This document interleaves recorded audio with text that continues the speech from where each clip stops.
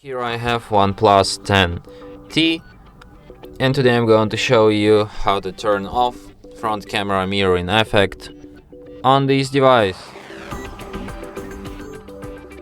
So to do this, firstly you have to open camera, then switch to the front camera. So just for an example, let's take one front photo, and now I'm going to show you how you can disable it. So you tap on the gear icon to access settings, and here you have this flip selfie feature. So like you disable it, and now let's take another photo, and as you can see these photos are mirrored, because on this one we have this part coming from the right side and on this one from the left side, which basically makes them mirrored. So yeah, and that's it.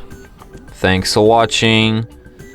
If you find this tutorial useful, don't forget to hit that like button and subscribe to our channel.